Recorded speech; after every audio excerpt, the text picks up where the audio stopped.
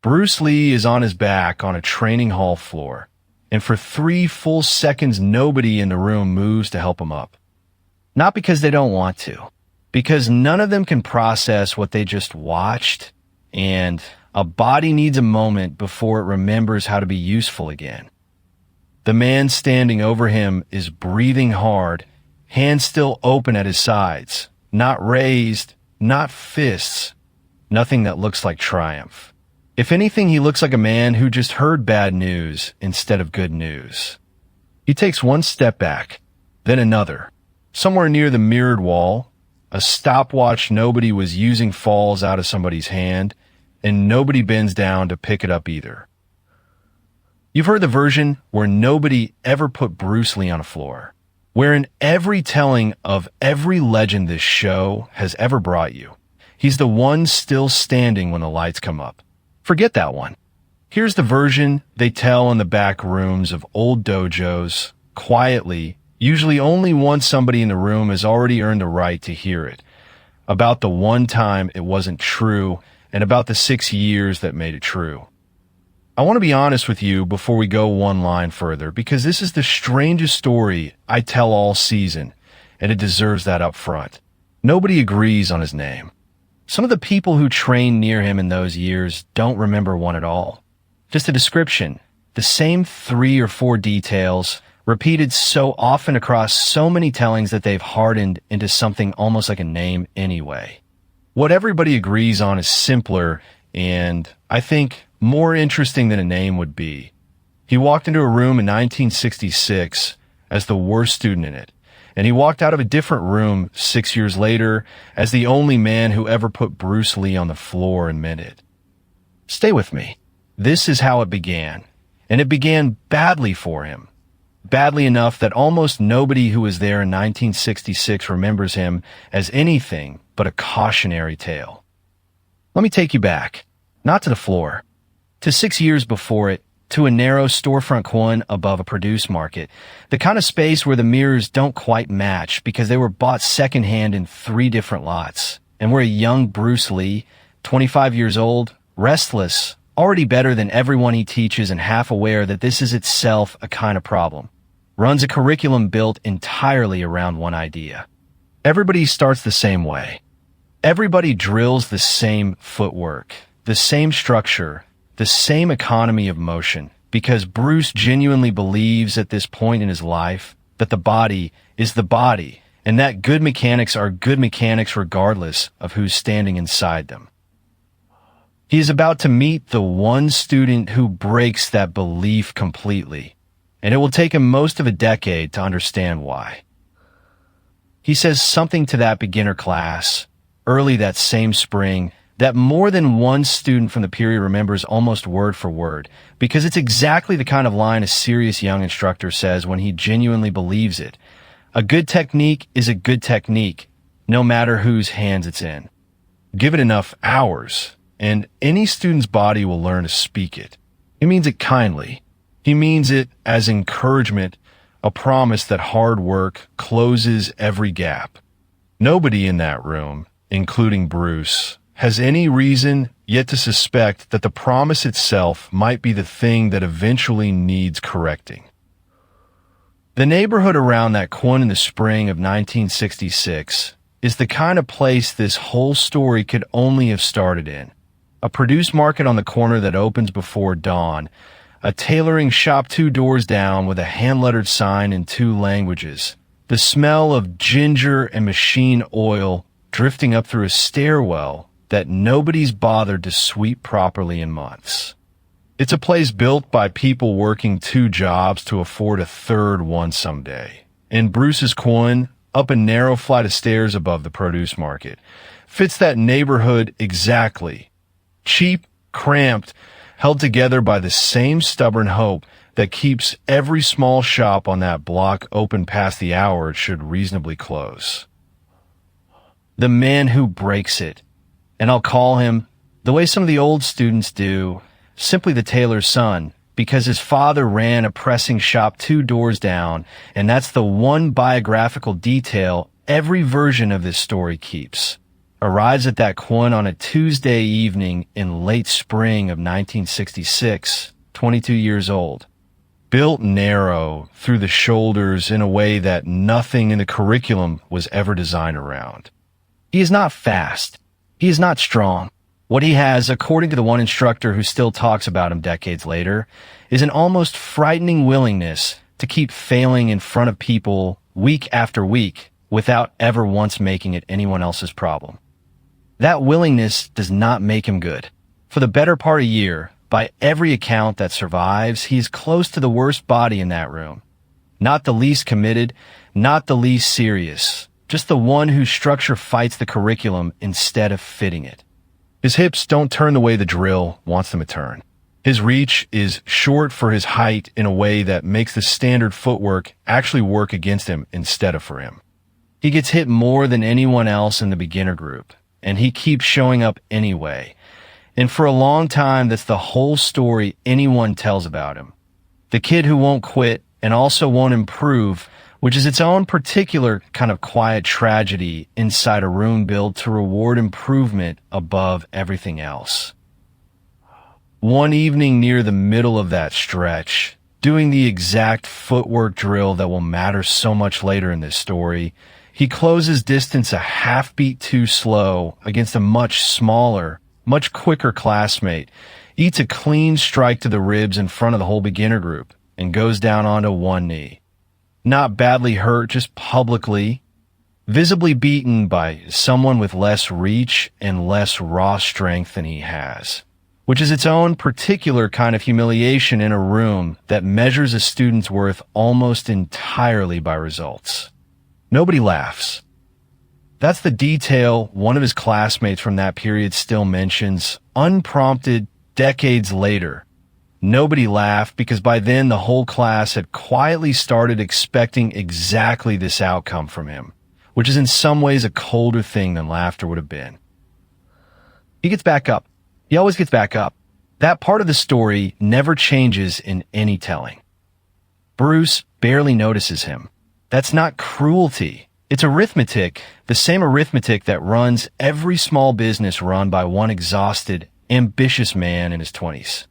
There are 11 or 12 students most Tuesdays, a wife at home, a second job's worth of hustling to keep the lights on, and a young instructor whose attention, by every account, goes first and hardest to whichever student looks most likely to make the school's reputation grow. The tailor's son is not that student. Nobody in that room, including Bruce, thinks he ever will be. 9 months in, on an evening nobody bothered to write down the date of, he simply stops coming. He doesn't announce it. He doesn't ask for a refund on the month he'd already paid for. One of the senior students who was there that last Tuesday, the same one who still, all these years later, calls him the tailor's son without a trace of irony, says the strangest part wasn't that he left. Students left constantly. That was the actual shape of a struggling kwoon's life in 1966, more departures than arrivals most months. The strange part was that he didn't look angry on his way out. He looked, in this student's words, the way a man looks when he's just finished doing long division in his head and doesn't love the answer, but trusts the math. Bruce, by the account of the same student, notices the empty spot on the floor about 2 weeks later, asks once, gets a shrug, and moves on. There is no scene. There is no argument. There is a young instructor with 11 other students and a rent payment due, and one narrow-shouldered young man who has just walked out of the only martial arts school in his life, and, as far as anyone in that room could tell that Tuesday, out of martial arts entirely. No note, no woodbye, no forwarding address left with anyone who might have cared to ask for one. He is simply gone, in the plainest sense of that word, off whatever map that Kune kept of who mattered and who didn't, and for 6 years, that's exactly how the story sits with everyone who was in that room. A cautionary tale with no second act, because as far as they knew, there wasn't one. Nobody in that kwoon sees him again for 6 years. 6 years is a long time to hold a grudge, And one of the very few things every single version of this story agrees on, the tellings that disagree about almost everything else, his height, his job, even which coast this whole thing happened on, is that a grudge was never actually what this was. Look at it from his side of the room for a second, because that's the only angle that makes 6 years make any sense at all. He didn't leave that Tuesday because he was humiliated. Plenty of students got hit harder than he did and stayed for years. He left because somewhere in those 9 months, taking more contact than anyone else in that beginner group, he'd arrived at a private, unwelcome piece of arithmetic that nobody older or more talented in that room had any reason to bother working out. The drill wasn't wrong. His body was wrong for the drill. Not weak, wrong shape. The footwork that let a compact, quick-hipped student close distance in one clean beat took him 2 beats and a half second of borrowed balance every single time, because his particular proportions simply didn't fold the way the drill assumed every proportions would fold. The night it actually clicked for him, by the one account that ever got him to describe it, wasn't even a night he got hit particularly hard. It was an ordinary Tuesday, the same drill as always, and for one single repetition, without meaning to, he let his hips settle where his own body actually wanted them to settle instead of where the drill insisted they belong. And for that one repetition for the first time in 9 months, the technique simply worked clean and effortless. Before his conscious mind caught up and corrected him back into the right position the instructor had shown him, which promptly stopped working again. He spent the rest of that class chasing that one accidental repetition and never quite finding it again. And he walked home that night more shaken by one thing working for 1 second than by 9 months of everything else failing. That's a hard thing to say out loud in a room where the instructor's entire unspoken promise is that the method works for anybody willing to put in the hours. So he didn't say it out loud. According to the one witness who ever got him to talk about it, decades later, over a subject he mostly refused to discuss, even with people he trusted, he simply decided that if the method wasn't built for his body, continuing to drill it for another year wasn't discipline. It was just a slower way of losing. Now, did he actually think it through that cleanly, standing on a kwoon floor at 22, the night he quit? Almost certainly not. Nobody works out a decade of physical theory between one Tuesday and the next. But every account that's reached me agrees on the shape of what came after, which is really the only proof that matters here. He didn't go looking for an easier school. He went looking for an answer to a question nobody at that kwoon had ever thought to ask, which was simply this: what does a method built for a different body actually look like, once you strip away the one it was built for? Notice what kind of story this already refuses to be, this early, not a tale about a student getting even, a tale about a student getting right. 3 hours after he closes his father's shop for the last time that week, because the timeline that survives has him leaving the tailoring business not long after he leaves the kwoon, within the same season, according to the 2 accounts that bother to mention it at all. He is, by every telling, already somewhere else entirely. A public library 2 bus transfers from the neighborhood he grew up in, sitting with an anatomy textbook meant for physical therapy students, because nobody would sell him anything more specific, and the librarian, an older woman who apparently remembered him for years afterward, had no idea what to make of a young man copying diagrams of hip rotation into a school notebook. 2 feet. That's the gap nobody in that kwoon had ever needed to think about. The 2 feet of difference between where a compact fighter's hip naturally wants to sit in a stance and where a long-limbed, narrow-shouldered fighter's hip actually sits if you let gravity and bone structure make the decision instead of a drill sheet designed around somebody else entirely. He doesn't know that yet, sitting in that library with a borrowed textbook and no teacher. He has, at 22, exactly one asset: an enormous, almost obsessive tolerance for being wrong in private, which is a very different thing for being wrong in public, and which nobody in that kwoon had ever gotten a chance to see, because in public he was simply bad. Here's what gets me about this part. Every time I walk back through it, he had spent 9 months being the worst body in a room built to reward the best bodies. And instead of concluding that he simply wasn't cut out for this, the conclusion almost anyone in his position would have reached, the conclusion that would have made this a short, sad, forgettable story, he concluded that the room was the problem, not the metal. That's an enormous act of self-belief for a 22-year-old who had just spent 9 months getting hit more than anyone else on the floor. Or it's an enormous act of stubbornness. I've never been able to decide which, and I'm not sure the difference matters as much as we like to pretend it does. 3 years pass before anyone from that Kune world crosses his path again.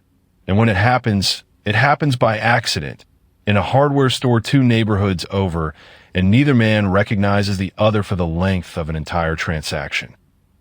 The man behind the counter that afternoon is one of Bruce's senior students by then. Quiet, steady, the kind of student every struggling school eventually produces, who stays long after the founding instructor's attention has moved on to bigger rooms and better addresses, because loyalty like that isn't really about ambition. He's buying hinges. The tailor's son is buying rope and a roll of canvas. The kind of man uses to wrap something he's building rather than something he's shipping. And it's only when he turns to leave that the senior student catches something in how he carries his weight through the doorway. Low, unhurried, oddly even on both feet in a way that nobody built the way he's built usually manages without years of very specific, very deliberate work. He almost says something. He doesn't. By his own account, given years later to more than one person, he told himself it couldn't possibly be the same skinny kid who used to get knocked around in the beginner group, because that kid, in his memory, moved like a question mark, and this man moved like a closed door. That's the detail I keep coming back to, honestly. 3 years of nobody watching him, nobody correcting him, nobody there to tell him what a body like his was supposed to be able to do. And already by that hardware store afternoon, he moves like a different species of student than the one that left the Kune. Whatever he'd been doing with those 3 years, in rooms nobody from that world ever saw, it wasn't standing still. Now factor in the piece that makes this whole story worth telling instead of just strange, because right around that same season, back in the Kune he'd walked out of, something happens that the tailor's son will not learn about for years, and that Bruce himself will not fully understand the size of for even longer than that. A new student joins the school, tall where the tailor's son was narrow, heavy through the shoulders in a way that made him look, on paper, like exactly the kind of student the curriculum was built to reward. Bruce likes him immediately, the way any instructor likes a student whose body seems to agree with the lesson plan on site. For the first several months, that instinct looks correct. The new student picks up the footwork fast, closes distance the way the drill wants distance closed, and starts to look, in the words of one classmate who trained beside him that year, like the best natural athlete the school had produced since it opened its doors.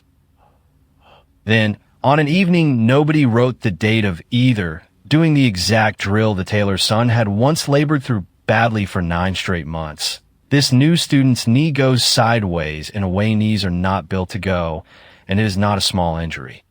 It ends his training for the better part of a year. It very nearly ends it for good. Here's the part that actually matters, and it's not the injury itself. Bodies get hurt in every combat art in every era, and pretending otherwise would be its own kind of lie. What matters is what Bruce does with it, privately, in the weeks after, because by the account of the one student who was close enough to him at the time to see it, he goes quiet, not devastated. Bruce Lee at this point in his life does not do devastated, not visibly, not in front of a room he's still trying to build a reputation for. Quiet. The kind of quiet a young instructor gets when a single injured knee has just handed him a question he doesn't yet have language for. Was this simply an accident, one unlucky joint on one unlucky night? Or was there something in how he'd built that drill that made it a trap for a body shaped a certain way and a gift for a body shaped another way? And had he simply never had a student unlucky enough in exactly the right proportions to prove it before now? He never says this out loud to the class. There's no lecture, no announced change in the curriculum, nothing a historian looking for a clean turning point could ever point to. What there is, according to two separate students from that period who never compared notes with each other and still landed on almost the same description, is a subtle, gradual softening in how Bruce corrects his stance from that year forward. A little more watching before he corrects. A little more willingness to let a student's own structure argue back at the textbook version of the movement instead of simply overriding it. That's the antagonist's claim proven right, if this story needs a moment like that, and it's worth sitting with honestly rather than rushing past. The tailor's son had walked out 3 years earlier convinced that a single curriculum poured over every body in a room would eventually break exactly the body it was never built for. Nobody believed him because nobody had asked him, because he'd never said it out loud to anybody who mattered. And now, 3 years later, in the same room, on the same drill, it happened anyway. To somebody else, somebody Bruce liked, somebody whose knee paid the bill that the tailor's son had predicted with nothing more than 9 months of quiet, private suffering, and a library card. I want to be careful here because it would be easy to make this sound like Bruce was simply wrong and stayed wrong. And that's not the shape of the man this legend is actually interested in. He wasn't reckless. He wasn't careless with his students. He was like almost every serious teacher in every serious discipline in every era, working from the best information he had, which at that point in his life was, this method works because it worked for me, and it's worked for most of the people who've stayed long enough to let it. The tailor's son's failure had looked, from the front of that room, like a student failure. It took a much more expensive failure, someone else's knee, someone Bruce actually liked, to make the pattern visible from where he was standing. That's usually how it goes, if I'm honest with you.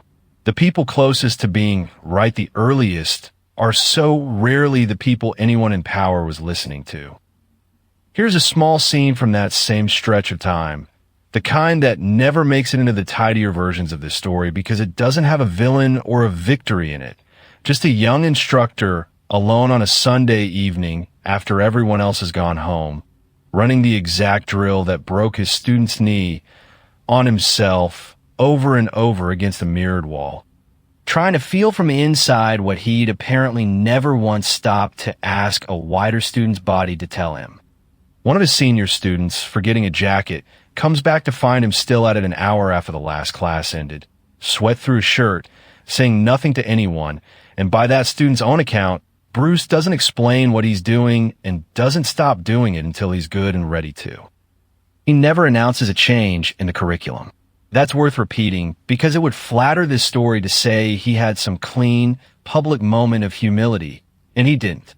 What he does gradually over the following 2 years is start asking a question out loud to new students that he'd never bothered to ask out loud before. Does this feel natural in your hips, or are you forcing it there? Because that's where I told you it should be. It's a small question. It costs him nothing to ask, and costs him something significant to have needed to start asking at all. 6 years into running his own school. And I think that's closer to how real humility actually looks in a serious, proud, ambitious man than any grand public apology would have been. Flip it around now, because while all of that was happening in a kwoon he'd already left behind, the tailor's son was building something of his own in rooms nobody from Bruce's world would see for years. And building it is the right word because there was nothing romantic or sudden about it. There was no single breakthrough afternoon. There was a rented half of a warehouse floor, split with a furniture upholsterer who used the other half to store fabric bolts.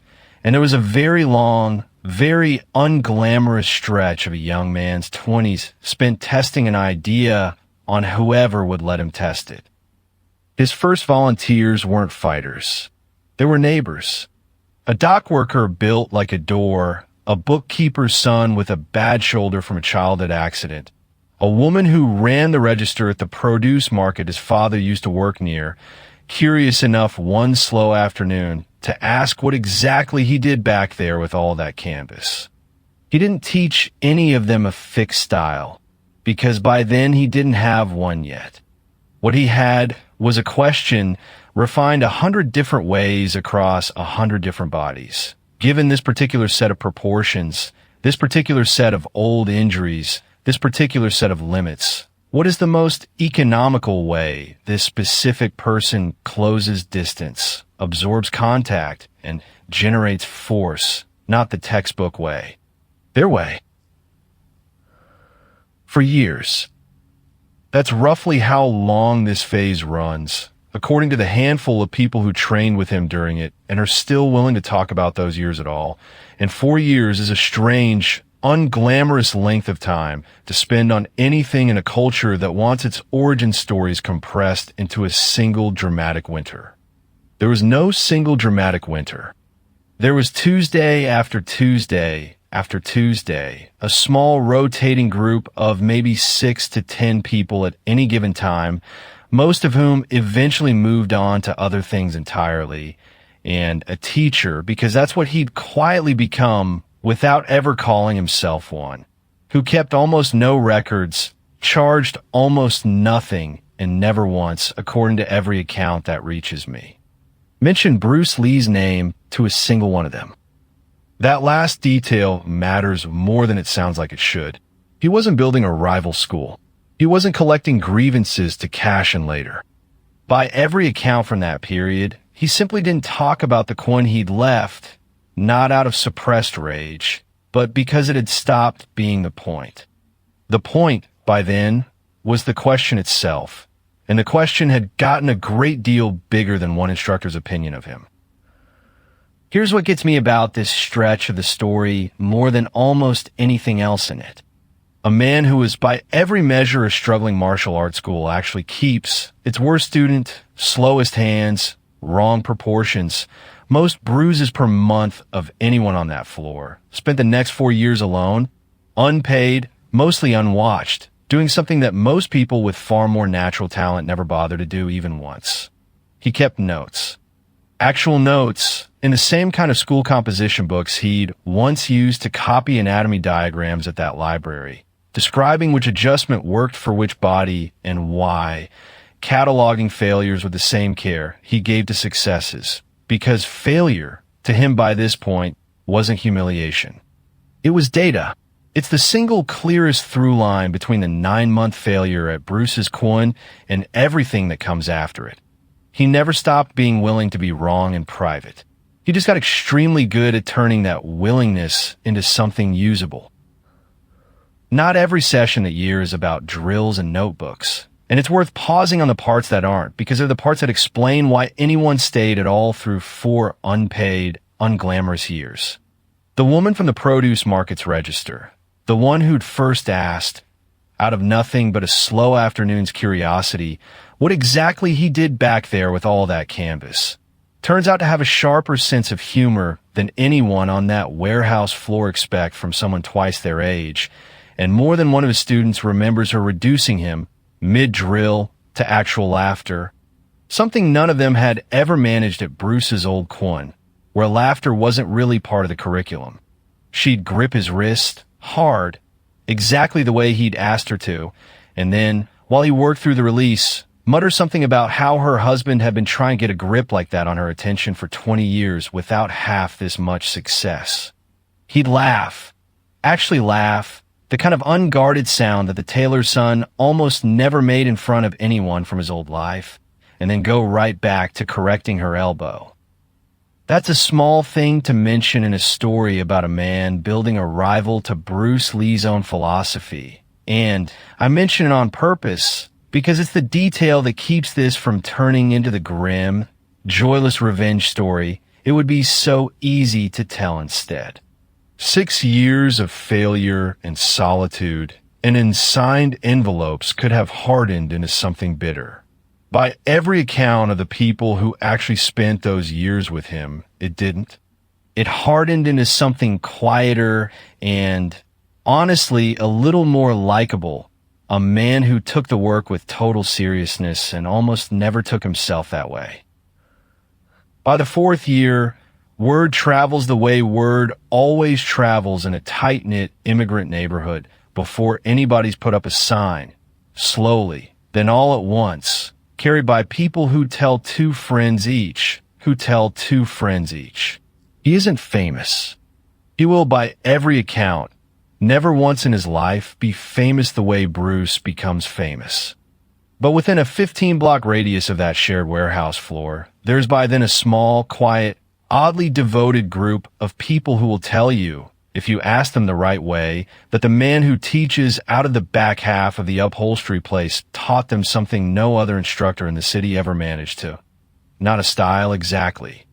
A way of being taught that started from what their own body actually was, instead of what a drill sheet assumed it should be. That's the version of success this particular legend cares about. And it is smaller, stranger kind than the one most stories like this one usually reach for. No tournament trophies, no hidlon, just a rented half floor, a stack of composition books, and roughly a dozen people who would have followed him into traffic.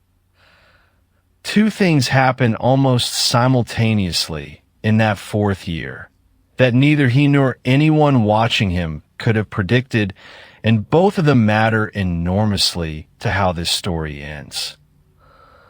The first is small and almost invisible at the time. An envelope arrives at the warehouse addressed to him by name. His actual name, which is worth noting only because it's one of the very few moments in this entire account where anyone bothers to use it, and even then, none of the three surviving accounts of this detail agree on what that name was. Inside is enough cash to cover 4 months of the rent split with the upholsterer, no note, no return address, and a postmark from a part of the city he has no obvious reason to have any connection to at all. He assumes it's a mistake.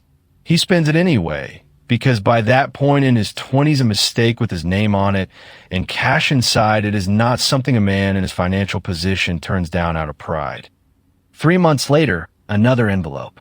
Same amount. Same lack of explanation. This becomes, over the better part of 2 more years, a quiet, recurring, entirely unexplained fact of his life. Money that arrives roughly every season.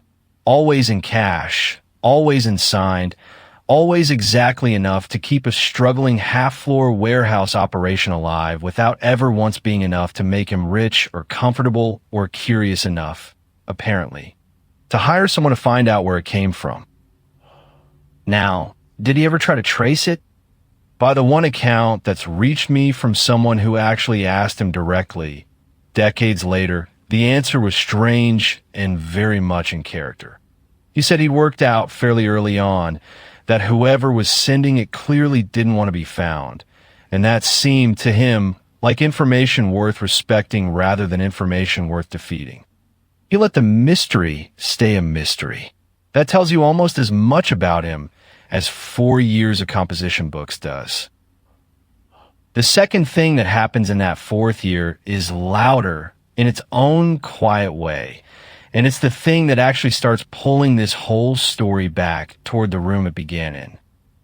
It starts with a dispute that has nothing to do with martial arts at all.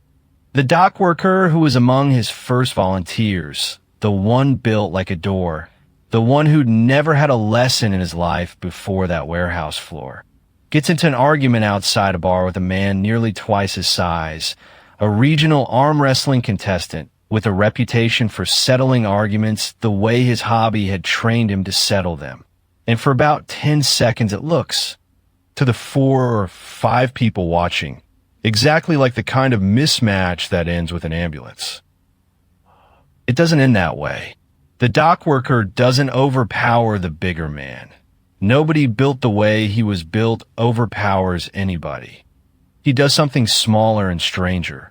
He simply refuses to be where the bigger man's weight expects him to be, again and again, patient, almost bored-looking, until the bigger man tires himself out swinging at a shape that keeps not being there and eventually sits down on the curb, by every account, more confused than angry. Word of that gets back to the warehouse before the dock worker himself does.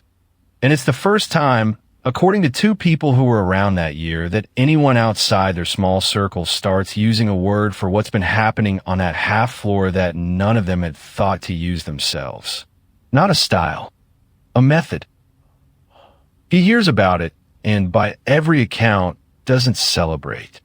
What he does, according to the one student who watched him react to the news, is go quiet for the length of an entire session, run the dock worker through the exact sequence twice more, slower, asking him what it had actually felt like in his hips and his breath, rather than what it had looked like from outside, because to him, even at this early moment of what anyone else would have called a genuine validation, the win itself was never the point. The data underneath the win was the point. 6 inches. That's roughly the margin the dock worker had been working with the whole time, according to the notes from that period.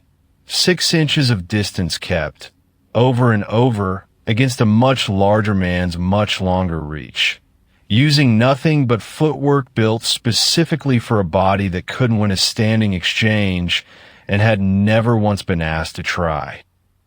Here's what gets me about that fight, small and bar-side and forgettable as it should have been. It's the first piece of outside proof, 4 years into an entirely private project, that what he'd walked out of Bruce's Kune believing, that a method built around one body type will eventually fail a different one, and that a method built around the actual body in front of you can hold where the first one breaks, wasn't just a bruised 22-year-old's excuse for quitting. It was, at minimum, true enough to keep a much smaller man standing on a curb outside a bar instead of underneath one. That's the moment this legend usually points to as the one where the story stops being about a failed student and starts, quietly, being about a real threat to the man he left. Not a threat with a name attached yet.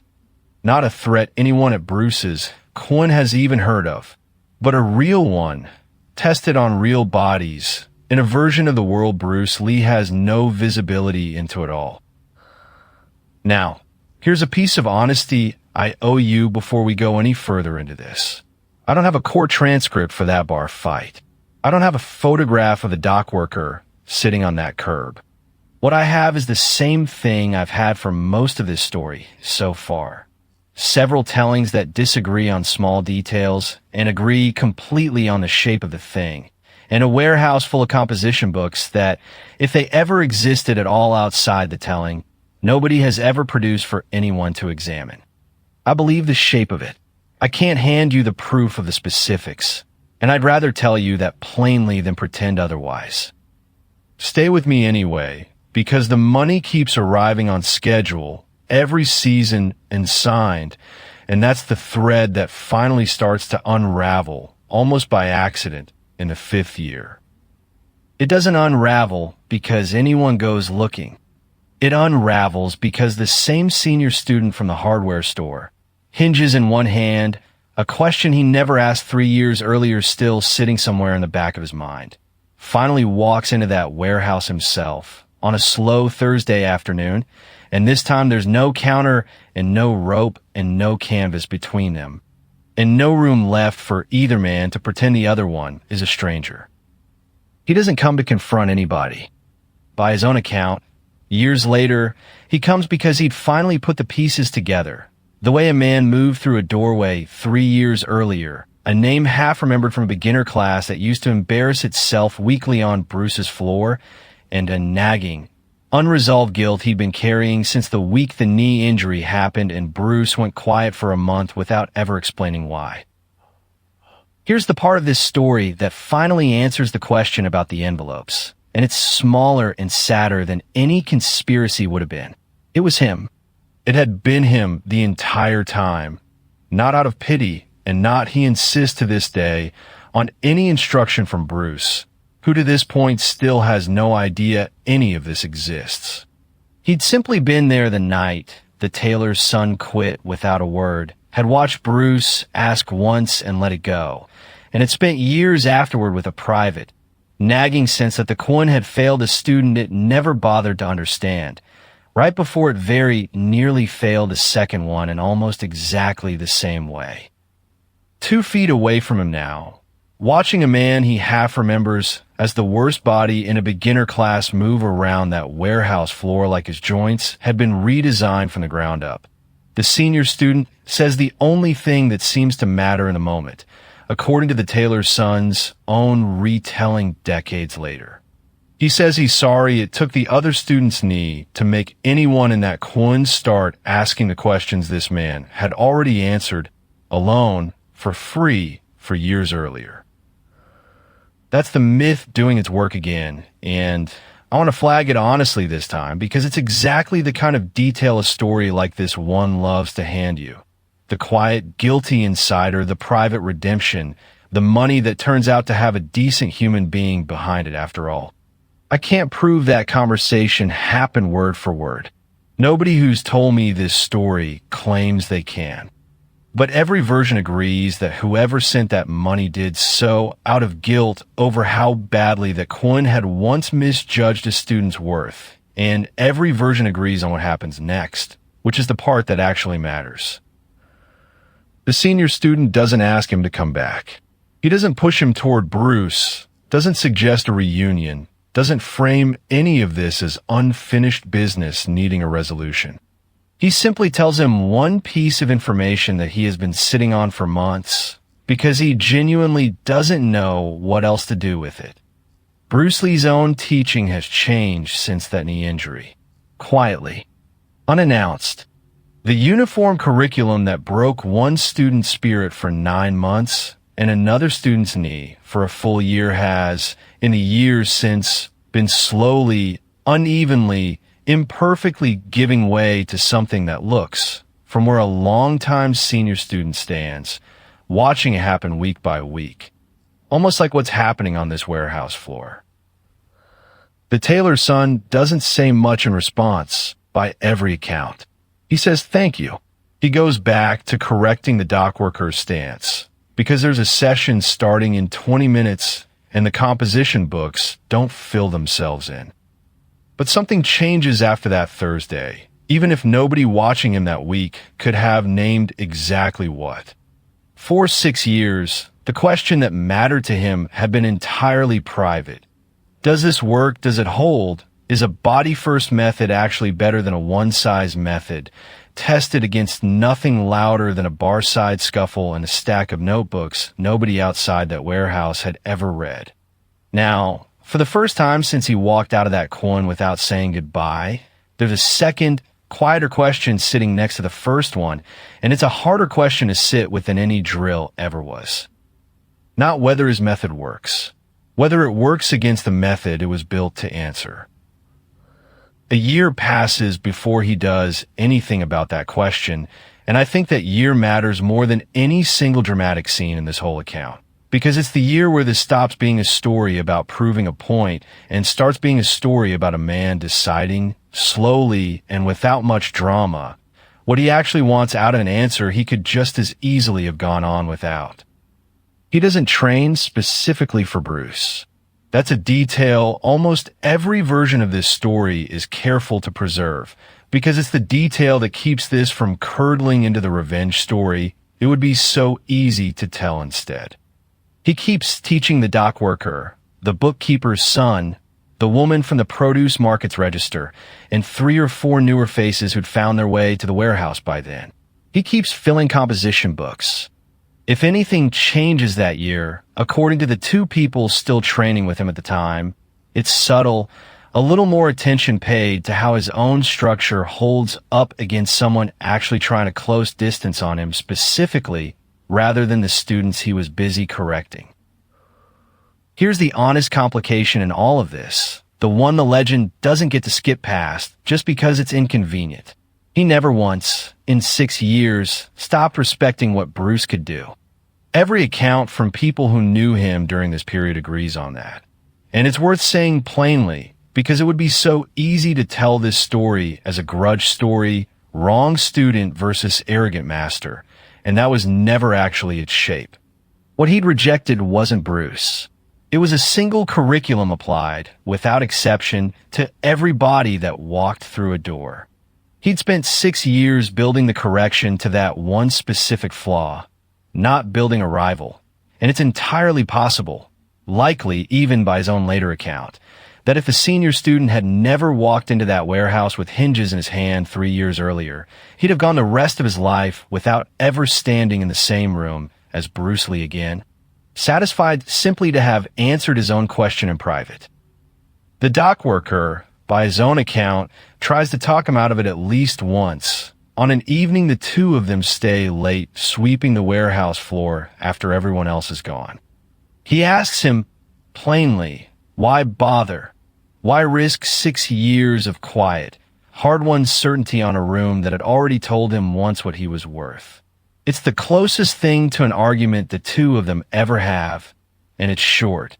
The tailor's son doesn't raise his voice, doesn't get defensive, just says that he's not going back to be told anything. He's going back because somewhere out there, right now, there's probably another kid built the way he was built, sitting through a class that isn't built for him, telling himself he's simply not good enough.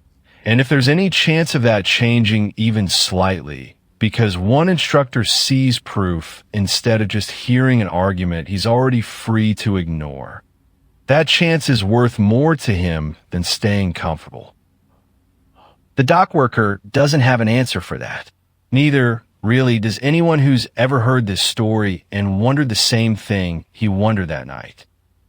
It's the senior student who finally arranges it midway through that year, and he does it carefully, almost apologetically, the way a man arranges something he's not entirely sure he should be arranging at all. He doesn't tell Bruce who's asking.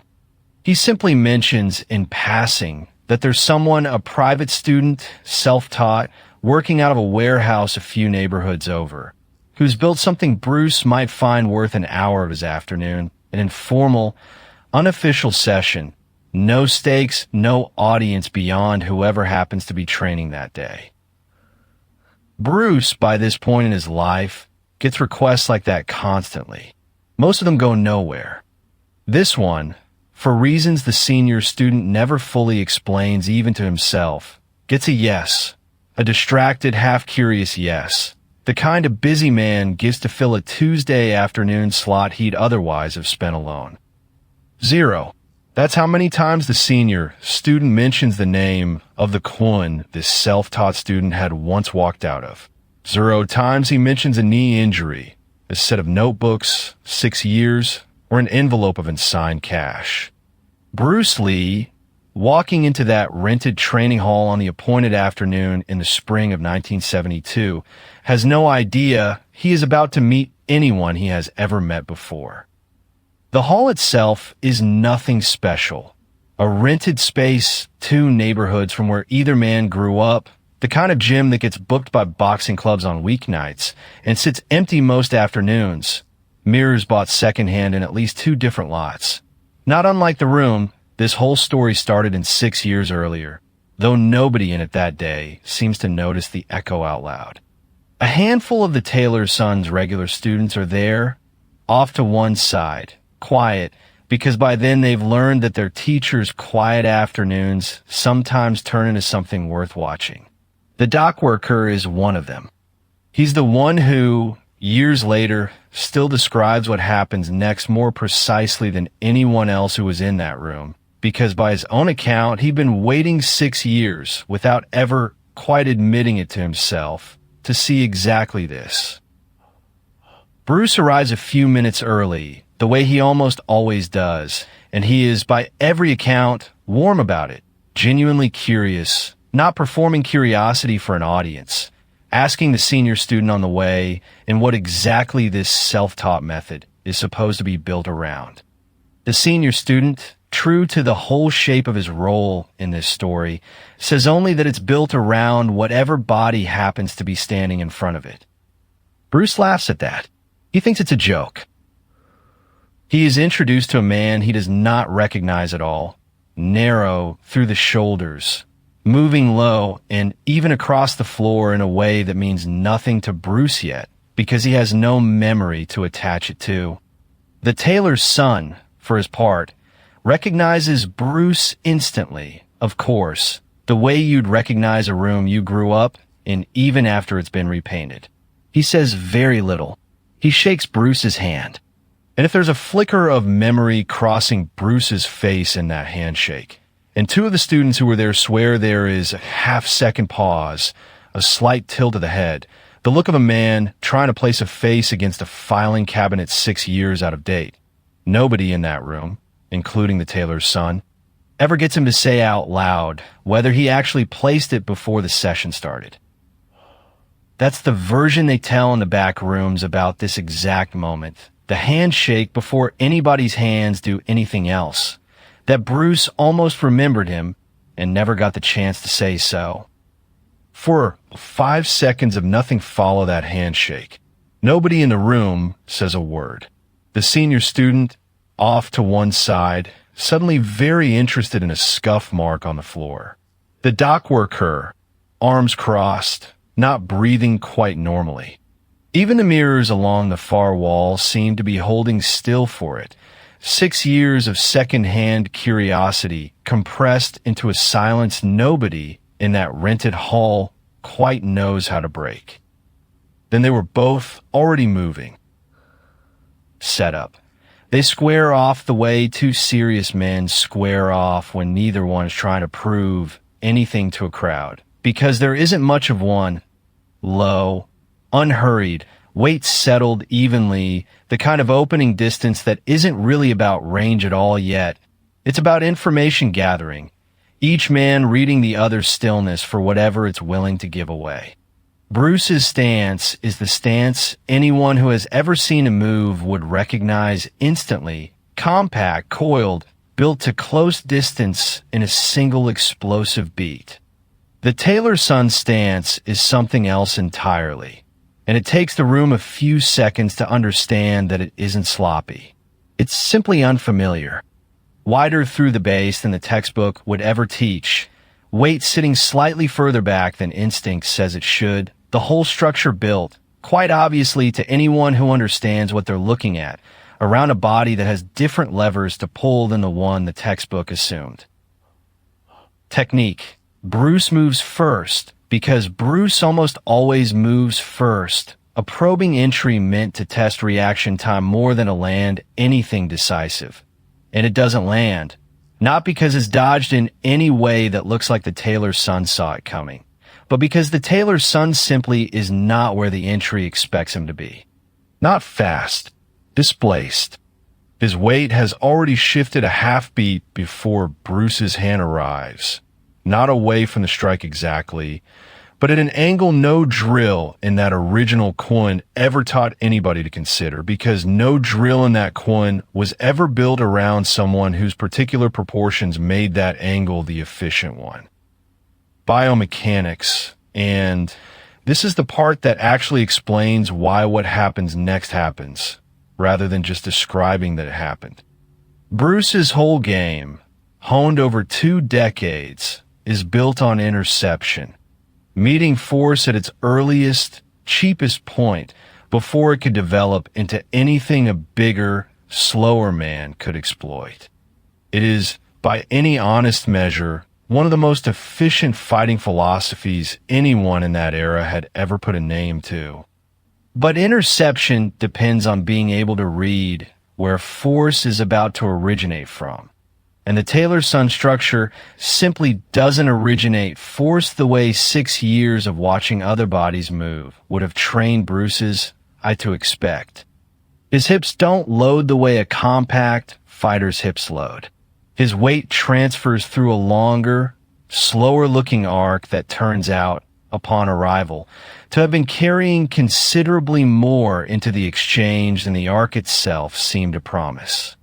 For the first time in longer than anyone in that room can remember watching him fight, Bruce Lee is reading a body correctly and drawing an incorrect conclusion from it, because the correct conclusion requires a lifetime of data he has never had the chance to collect. Reaction, Bruce adjusts. Of course he adjusts. Adjusting under pressure is the single thing he has always done better than almost anyone alive. But for the first time in this story, adjustment costs him something instead of simply working. He gives ground, a controlled retreat, testing a second angle, and the second angle fails the same quiet way the first one did, not through any dramatic reversal, just through a persistent, grinding inability to find the gap he has spent his entire adult life finding in everyone else. Here's the contrast that every witness in that room mentions before anything else, because it's the detail that tells you who actually spent more that afternoon. Bruce's breathing by the second exchange is audibly harder, not exhausted, nothing that dramatic, but working, searching, the sound of a man spending more of himself per second than he is used to spending against anybody. The tailor's son's breathing barely changes at all.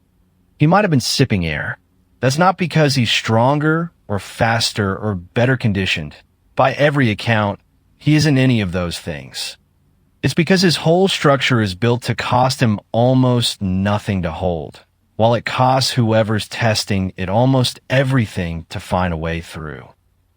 11 seconds. That's roughly how long the exchange runs, according to the dockworker's own count, kept obsessively in his head because he'd promised himself for 6 years that if this day ever came, he'd remember exactly how long it took.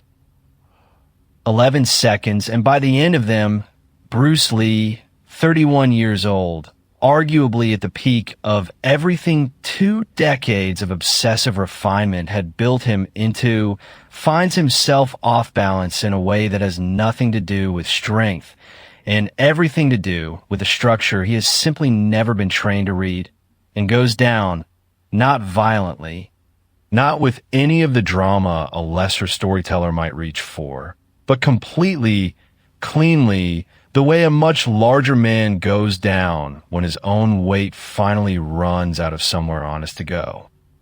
Observation. And I want to hand this one to you the way it was handed to me, because it isn't mine to tell, as if I'd stood in that room myself. The dock worker, the one who'd counted those 11 seconds in his head since childhood practically, put it to me this way, years afterward. I've watched that man train 100 people who couldn't touch him. I never once saw him confused before that afternoon. That day, for about a second and a half after he hit the floor, he looked like a man trying to solve an equation that had just changed the rules on him mid-sentence. Not angry, not embarrassed, confused. And then something else came over his face right after the confused part, and I've never been able to describe that second part as well as the first. Bruce Lee is on his back on a training hall floor, and for 3 full seconds nobody in the room moves to help him up. We're back where we started, if you've been counting. Same 3 seconds. Same stillness. The only thing that's different now is that, the way that room didn't fully know yet exactly what 6 years had to happen for this particular 3 seconds to exist at all. Widen the shot for a second, because the handful of people scattered around that rented hall are having their own private version of this moment too. The senior student, who arranged all of this without ever quite admitting to himself what he expected to happen, finds he can't make himself move at all. One of the newer students from the warehouse floor, who'd never actually seen Bruce Lee in person before that afternoon, and had spent the whole session more nervous about that fact than about anything happening on the mat, will say for years afterward that the strangest part wasn't watching Bruce go down. It was watching the room's whole idea of who the most dangerous person in it was quietly, silently change hands in about a second and a half. The same way it had once changed hands in a rented television hall 4 years earlier, and a decade before that in 100 other rooms this legend has never bothered to tell you about. Bruce gets up on his own. Nobody offers a hand, mostly because nobody in that room can quite work out whether offering one would be an insult or a kindness. And by the time anyone decides, he's already back on his feet, and there's a look on his face that the dock worker, the same one who counted the 11 seconds, describes as the second half of that expression he could never quite put words to. Not confusion anymore, something closer to recognition and not just to the technique. You already know where this goes, or you think you do, and that's exactly the trap this particular legend likes to set for people who've heard 100 other Bruce Lee stories before this one. In most of those stories, this is the beat where the great man reasserts himself, asks for a rematch on the spot, or graciously credits luck, or simply changes the subject before anyone can dwell on it too long. That's not what happens here. And it's the reason this is the one story in this entire collection that ends the way it ends. Bruce looks at him for a long moment, long enough by two separate accounts that the room itself goes quiet, waiting to see which way it breaks. And then he says the thing that finally answers the handshake from minutes earlier. He says he knows him. Not in general. Specifically, a beginner class, 9 months, a narrow-shouldered kid who used to get hit more than anyone else on the floor and kept coming back anyway. Until one Tuesday, he simply didn't. The tailor's son doesn't deny it. He doesn't need to. Here's the part of this story I think people misunderstand most when they hear it told badly, in versions that rush straight from the floor to the ending, because the floor is the exciting part. What happens next isn't a victory lap. The tailor's son doesn't demand an apology. He doesn't announce a rival school, doesn't invite Bruce's remaining students to come train somewhere better, doesn't do any of the things a revenge story requires its winner to do in the final act. What he does, according to every account that's reached me, is ask Bruce a single question quietly in front of maybe 6 or 7 witnesses total. Does he remember a student who blew out his knee on the same drill a couple of years after the tailor's son had left? Bruce says yes. Of course he says yes. By every account, that knee injury had stayed with him longer and more privately than almost anyone in his circle ever knew. And that's when the tailor's son finally says the thing he came to say, and it isn't what anyone standing in that rented hall expected to hear. He didn't come back to prove Bruce wrong. He came back because he'd spent 6 years certain that a curriculum built for one body would eventually cost somebody else what it had almost cost him. His confidence, his sense of his own worth in a room built to measure worth in exactly the currency he didn't have. And then he'd heard, secondhand, years late, that it had cost somebody else something worse than that. A knee, a year of a young man's training, taken by exactly the flaw he'd tried and failed to say out loud in 1966, quietly, to a room that had no reason yet to listen to him. He didn't come back for a reckoning. He came back because words hadn't worked the first time, 6 years ago, from a student too unremarkable to be believed. So this time he decided if he ever got the chance, he'd bring the only kind of proof a room like that one had ever actually respected. Not an argument. A body that worked. That's the myth doing its work one more time in the direction this whole season keeps circling back to without ever quite naming it out loud until now.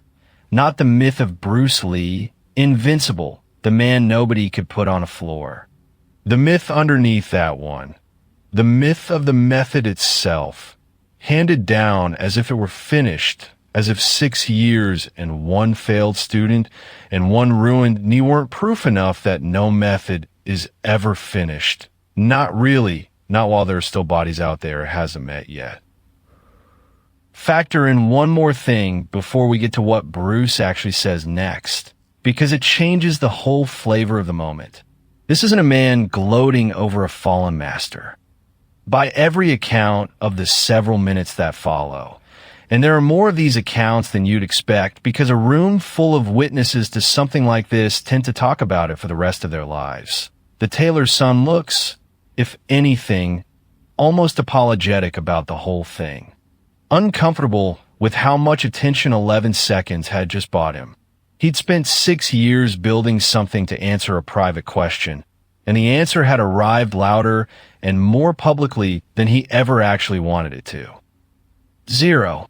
That's how many times, by every account of that afternoon, he raises his voice, gloats, or asks for anything at all in return for what just happened. He came to close a private 6-year argument with himself. He didn't come for an audience, even though, by the time it was over, he had won.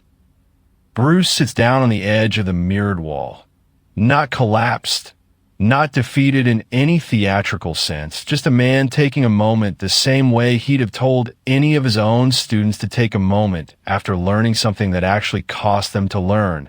And after a silence that 2 people in that room independently describe as the longest 30 seconds of their lives, he says out loud, in front of the senior student, the dock worker, and everyone else standing on that floor, the sentence this entire legend exists to arrive at. He says the method beat him, not the man, though the man is standing right there, and Bruce doesn't pretend otherwise. The method, built for a body his own curriculum was never built to serve, refined for 6 years by someone he'd once been too busy to properly see, and better, in that rented hall on that particular afternoon, at answering the question both of their bodies had just asked each other than anything he'd spent 2 decades building. I want to be honest with you about how rare this is, because it's the reason this story sits apart from every other one I've told you across 2 seasons of this. Bruce Lee, across every legend this show has ever brought you, loses plenty of things. Matches, arguments, control of his own temper, control of his own fear. He rarely, if ever, says the word better about somebody else's work out loud in front of witnesses without qualifying it into something smaller 5 seconds later. This time, by every account that's reached me, he doesn't qualify it. He just lets it stand. Here's what gets me about that particular silence, the 30 seconds before he says it. I've collected a lot of stories about this man across 2 seasons now. Moments of doubt, moments of fear, moments where the myth cracks just enough to show the person underneath it. Almost none of them end with him saying the actual word out loud in front of an audience. Usually the legend lets him keep a little of the armor, softens the admission into something private, something the audience gets to know that the room in the story never quite hears him say. Not this one. This is the one time in either season this story ever puts the sentence directly in his mouth, in front of witnesses who can never unhear it. And I think that's exactly why almost nobody outside a handful of old training circles has ever heard this particular legend told all the way through. It doesn't flatter him. It doesn't have to, and it earns the right not to because of everything the 6 years before it cost the man standing across from him. That's the part worth keeping, and I mean that in the most literal sense. 2 decades of relentless, obsessive refinement, taught to an entire generation of students, in front of the very people who'd trained under that refinement for years. And Bruce Lee chooses, in that rented hall, to hand the room a sentence that costs him something to say, instead of one that costs him nothing. What follows isn't a negotiation and it isn't a truce. It's smaller than either of those words. And I think that's exactly why it's the one part of this whole account nobody who was there ever disputes. Bruce asks him quietly whether he'd be willing to show him the notebooks, not to copy them wholesale, not to fold 6 years of somebody else's private labor in his own name overnight, but simply to see, on paper, what a method built from the body outward actually looked like when it was written down by the person who'd built it. The tailor's son says yes before Bruce finishes the question. That's the detail that tells you the most about him, if you've been listening this whole time. 6 years of guarding a private, unpaid, mostly unwatched project, and the moment somebody with real standing finally asks to see it, not to take it, just to see it, he hands it over without a second thought, because for him, this was never about the notebooks belonging to him. It was about whether the question inside them was actually true. Over the following weeks, according to the senior student who ended up quietly ferrying pages back and forth between two men who, by every account, never became close friends but developed something more useful than friendship. A working respect, wary on both sides but entirely real. Bruce reads every composition book cover to cover, more than once, and makes his own notes in the margins.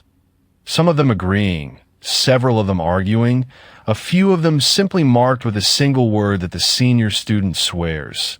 Decades later, he actually saw with his own eyes on more than one page. Interesting. Just that. Nothing more, no explanation. The kind of single-word margin note a man leaves himself when he's not yet sure what to do with an idea, but isn't ready to dismiss it either. One page, according to the senior student, gets a longer note than any other. Nearly half a paragraph, crammed into the margin in handwriting that gets visibly faster and messier toward the end of it, as if the thought outran the hand trying to keep up with it. The senior student never memorized the whole thing. What he remembers, the part he's repeated the most over the years, is the last few words of it. That a teacher who builds one shape and asks every student to fit inside it isn't really teaching the student at all. He's teaching the shape. Neither man ever formally merges their approach into anything with a name. That's worth saying plainly, because it would be tempting, telling this story, to invent a tidy ending where the two methods become one method, a reconciliation clean enough for a highlight reel. That's not what happens, and every honest telling of this legend resists the urge to pretend otherwise. Bruce keeps building what he's already spent a decade building, and if his approach in the last years of his life leans harder than it ever had before on the idea that a fighter should take what's useful for his own body and discard the rest, rather than pouring every student through one uniform mold, well, that's a philosophy he'd go on to describe to interviewers and students alike as something he arrived at through his own restless questioning. Whether a rented hall in the spring of 1972 played any part in sharpening that thinking is exactly the kind of thing this legend can suggest and can never prove, and I'd rather leave that honestly unresolved than hand you a version where one afternoon changes a man's entire philosophy on the spot. Because that's not how philosophies actually change. They bend slowly under the weight of enough evidence. And this was one very heavy piece of evidence among however many others Bruce Lee had already been quietly weighing. The tailor's son, for his part, keeps teaching out of that same shared warehouse floor for a while longer, never takes Bruce's name for his own reputation, never trades on the story of that afternoon to build a bigger following than the dozen or so people who'd followed him there in the first place. By most accounts, he actually seems, if anything, a little uncomfortable with how the story starts circulating in the months after, because it does circulate the way anything involving Bruce Lee's name always eventually circulates, no matter how quietly the people at the center of it try to keep it contained. Here's what gets me about that discomfort more than almost anything else in this whole account. He'd spent 6 years wanting exactly one thing, for someone with real standing to finally look at his work and take it seriously. He gets that completely, unambiguously in a single afternoon. And the moment it happens, the moment the story starts turning into precisely the kind of legend people whisper about in back rooms, he seems to want almost none of the attention that comes with it. He wanted to be believed. He never particularly wanted to be famous for it. Those two things sound like they should be the same wish. They almost never are. More than one person tries, over the years that follow, to get him to put a name to what he's built, a formal style, a lineage, something that could be taught the way Bruce's own philosophy eventually got taught, written down, organized, handed to the next generation with a label on it. By every account, he refuses gently every single time. His reasoning, given once to a student who pushed him harder on it than most, was almost stubbornly modest. The moment you give a method a name, people start trying to fit their bodies into the name instead of starting from their bodies and building outward. That's the exact mistake this whole story started with. He wasn't about to spend the second half of his life recreating the first mistake with better branding. A little over a year later, Bruce Lee is gone. You know this part, whichever version of the rest of his life brought you to this particular story. And I'm not going to dwell on it, because it isn't this legend's to claim as its own tragedy. What I'll tell you is only what the people who were in that rented hall in 1972 have said about hearing the news, because it's the detail that closes this account the way it deserves to be closed. The senior student says the tailor's son didn't say much when he heard. He closed the warehouse for the day, the only time, by anyone's account, that he ever did that for any reason at all. And when he opened it again the following morning, he ran the dock worker through the exact same drill they'd been refining together for most of a decade, slower than usual, according to the dock worker himself, and didn't explain why, and didn't need to. He kept teaching for years after that, quietly, in that same neighborhood, never with more than a handful of students at any one time, never once opening a second location or putting his name on a sign. Some of his students went on to teach others. A few of those, in turn, taught a few more, the way anything true and useful tends to spread once it's actually working slowly, person to person, mostly without credit, exactly the way 6 years of his own life had once spread, quietly unannounced in rooms nobody from the original story was watching. He said one thing to the dock worker, late in his own life, that the dock worker has repeated to more people over the years than he can count, because it's the kind of line that explains a man better than a biography ever could. Teach the body in front of you, not the one you wish had walked through the door. Everything else, he used to say, is just decoration on top of that one sentence.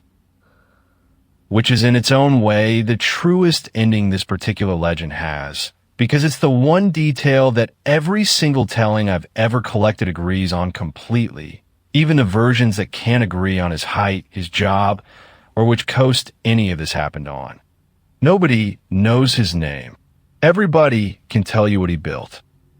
So, how much of that actually happened? Honestly, almost none of it. Not in the specific, provable way a documentary would need it to. There's no warehouse anyone's ever located. No composition books have ever surfaced for anyone to read. No court record, no photograph, no signed letter connects any of this to a real, verifiable person standing in a real, verifiable room with Bruce Lee in the spring of 1972. This is a legend, a story I tell, dramatized and largely imagined, inspired by a real principle Bruce Lee genuinely came to hold and genuinely talked about across the last years of his life, not a record of any single afternoon that produced it.